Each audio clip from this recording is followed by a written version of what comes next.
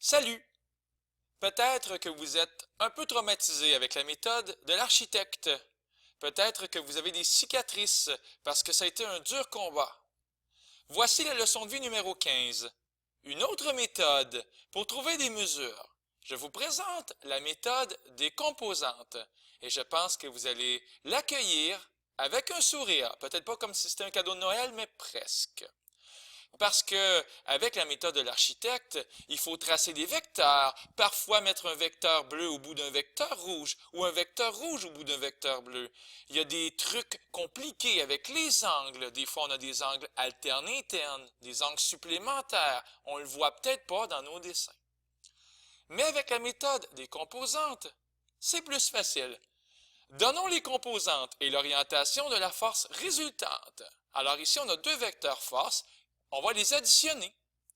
Mais on n'aura pas besoin de mettre la flèche rouge au bout de la flèche bleue, ni la flèche bleue au bout de la flèche rouge, parce qu'on le sait déjà. Lorsqu'on additionne des vecteurs pour trouver les composantes du vecteur résultant, il suffit d'additionner les composantes de chaque vecteur. Est-ce qu'on a déjà vu ça? Je pense que oui, on l'a déjà vu. Encore une fois, il suffit d'additionner les composantes de chaque vecteur. Alors c'est parti.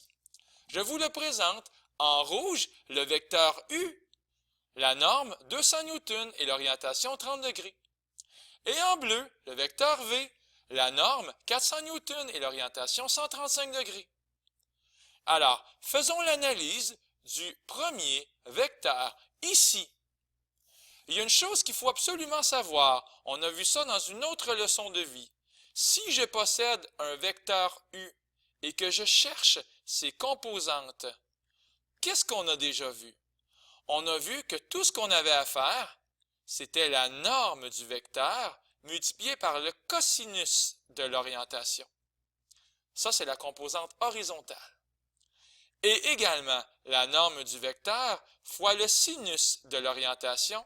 Ça, c'est la composante verticale. On a vu ça avec soin, et j'insiste, la composante horizontale, la norme fois le cos, la composante verticale, la norme fois le sin. C'est tout ce qu'il faut savoir. Alors, allons-y.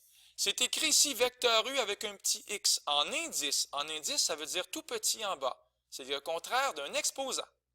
Alors, ça veut dire la composante horizontale du vecteur U. Ce n'est pas un vecteur, c'est une composante. Alors, c'est parti, la norme fois le cos. Et on va donc pouvoir voir la norme 200 fois le cos de 30. Ici, 200 cos 30. Ça donne environ 173,21 newtons. Pour la composante verticale, vecteur U avec un Y. Alors maintenant, la norme fois le sin. Bien sûr, 200 sin 30 au lieu de 200 cos 30. Ça donne 100 newtons. Absolument. Donc, je vous le présente, le vecteur U, tant recherché, les composantes 173,21 et 100. Ça va être la même logique pour le vecteur V, le vecteur bleu. Alors, vecteur V, X, la composante horizontale du vecteur V. C'est parti, la norme fois le cos. On n'oublie pas. 400 cos 135. Sauf que là, c'est amusant. Il y a un moins qui vient d'apparaître. La calculatrice n'est pas complètement stupide. Elle travaille un peu pour nous. Le moins, ça veut dire que la composante horizontale, elle est négative parce que clairement, le déplacement horizontal ici, il est vers la partie négative de l'axe horizontal. Donc, finalement, on s'en va vers la gauche. Et c'est pour ça que le moins vient d'apparaître. On n'a même pas besoin de réfléchir plus que ça. En mettant 135 degrés, ça se fait tout seul. Dans un autre chapitre qui s'appelle la trigonométrie, on va mieux comprendre pourquoi le moins y apparaît tout seul comme par magie. En donnant le bon angle, ça fonctionne. Finalement, pour la composante verticale du vecteur V, donc vecteur V, Y, ça donne tout simplement la norme fois le sin 400 fois le sin de 135, ce qui va donner environ 282,84 newtons. Bien! Alors, on le présente, on souligne son importance dans notre vie. Le vecteur V, moins 282,84 et 282,84. Alors, qu'est-ce que j'ai dit au début de la vidéo? Pour trouver les composantes du vecteur résultant, bien, tout ce qu'il suffit de faire, c'est d'additionner les composantes de chaque vecteur. Alors, clairement ici, pour la composante horizontale finale, donc, le vecteur UX et le vecteur VX, voilà ce qui va apparaître. On additionne les composantes horizontales. Alors, on va retrouver 173,21 et on va retrouver moins 282,84. C'est écrit ici et ça donne environ moins 109,63 newtons. Même principe, composante verticale, finale. Cette fois-ci, ça va être vecteur UY et vecteur VY. On additionne le fameux 100 newtons et le fameux 282,84 newtons, ce qui va donner 382,84 newtons. C'est très bien. On voulait les composantes du vecteur résultant. C'est fait, on les a trouvées. Mais il fallait aussi trouver l'orientation. Là, je vous donne un truc important, une belle leçon de vie. Faites-vous un vecteur, parce qu'il n'est pas dessiné ce vecteur-là, le vecteur résultant, et dessinez-le correctement. Moi, je le dessine par là-bas, pour que ce soit en parfaite harmonie avec mes composantes. La composante horizontale, c'est négatif. Donc, à partir du début de la flèche, c'est normal, on s'en va vers la gauche. Alors ici, je vais écrire moins 109,63. La composante verticale, elle est positive, 382,84. Donc, c'est normal, négatif, positif, que ma flèche s'en aille pas mal par là. Alors, qu'est-ce qu'on cherche, nous? On cherche l'orientation, on cherche la mesure de cet angle-là qui est ici. Bien, pour faire ça, trouvons la mesure de l'angle qui est ici. Peut-être en faisant tangente moins 1. La tangente, la mesure du côté opposé sur la mesure du côté adjacent. Donc ici, on va laisser faire le moins.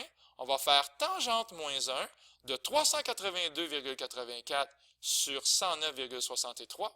Puis ensuite, on va faire 180 degrés moins la petite réponse qu'on va avoir obtenue et ça va nous donner l'orientation tant recherchée. Donc, un peu de trigonométrie ne fait pas de tort à personne. Alors, 180 degrés moins tangente moins 1 de 382,84 sur 109,63, exactement ce que j'ai dit, ça donne environ 106,02 degrés. Alors, voilà le principe. Peut-être qu'il y en a qui vont plus aimer la méthode de l'architecte. Habituellement, les gens aiment plus faire la méthode des composants.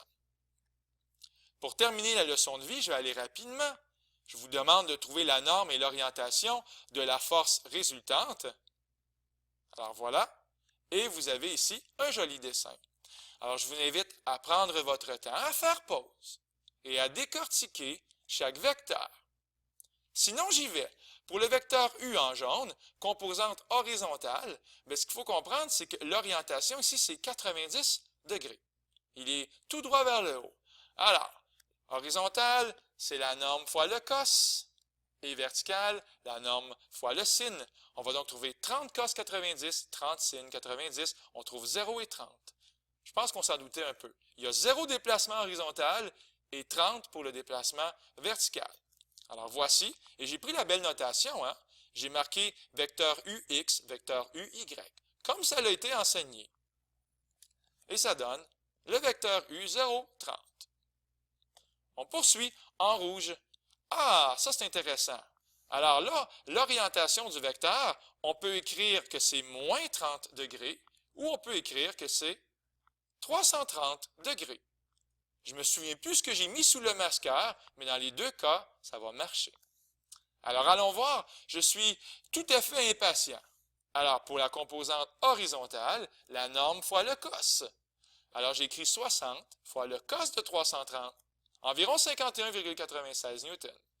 Composante verticale, la norme fois le sin. 60 fois sin de 330, moins 30 newtons. Le moins vient d'apparaître, et c'est logique parce que verticalement, c'est vers le bas.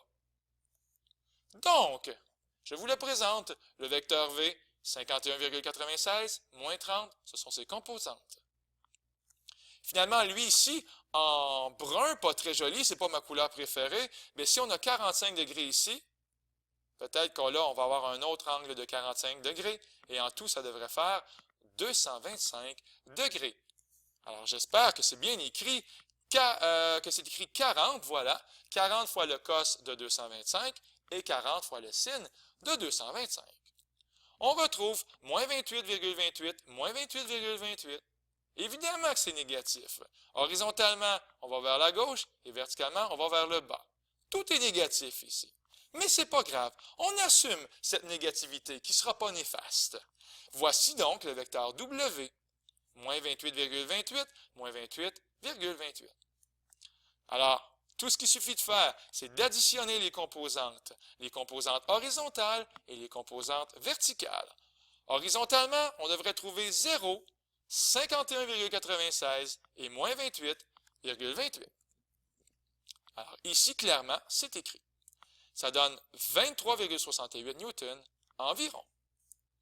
Verticalement, on les accueille. On devrait trouver 30, moins 30, ben ça s'annule en partant, et moins 28,28. Alors, je ne serais pas surpris si la réponse donnait moins 28,28 newtons. Et notez encore la superbe notation. Tout pour donner l'envie à votre professeur de vous donner une avalanche de points. OK? Pour la norme, moi, je vous invite à vous faire un petit dessin. C'est toujours agréable. Le vecteur, là, composante horizontale positive et composante verticale négative. Donc, c'est par là que ça se passe, les amis. Alors, vraiment, je vous invite à prendre conscience de l'importance de cette petite étape ici. 23,68 et ici, moins 28,28. Comme cela. Alors, pour la norme finale, un Pythagore est bienvenu. On a déjà vu ça. Alors, tout simplement, la logique de Pythagore vient d'apparaître. La norme du vecteur force résultant, il est écrit grandiose, racine carrée, 23,68 composante horizontale au carré, et moins 28,28 composante verticale, le moins n'aura pas d'impact au carré. Ça donne environ 36,88 newtons. Alors, la norme de ce vecteur-là, je peux même l'écrire ici, la norme du vecteur f, qui est ici, devrait donner environ 36,88 newtons. Finalement, pour l'orientation, je vous invite à trouver la mesure de l'angle qui est ici en faisant tangente moins 1 de 28,28 sur 23,68. Tangente moins 1, parce que la tangente, c'est la mesure du côté opposé sur la mesure du côté adjacent. On oublie le moins ici, ça n'aura pas d'importance, ça pourrait même nuire à nos calculs. Donc, on va faire tangente moins 1, ici, c'est noté, et on va faire 360 degrés, moins la réponse en vert, pour trouver l'orientation ici, jusqu'à la flèche. On trouve environ 309,94 degrés. Et je pense que c'est tout pour la leçon de vie, ou presque. Il y avait une petite morale de vie. Étant donné qu'il y avait trois vecteurs ici, un vecteur U, un vecteur V et un vecteur W, quand il y a beaucoup de vecteurs, je pense que c'est mieux d'y aller avec la méthode des composantes. C'est plus facile d'additionner comme ça que de mettre un vecteur au bout de l'autre, et que ce soit interminable, la méthode de l'architecte. Donc, morale de la vie, mieux vaut prendre la méthode des composantes lorsqu'on a beaucoup de vecteurs. Je vous salue, j'espère que c'est clair, j'espère que vous avez envie de continuer. C'était Luc Allard pour vous servir pour le Collège Sainte-Anne qui vous dit au revoir.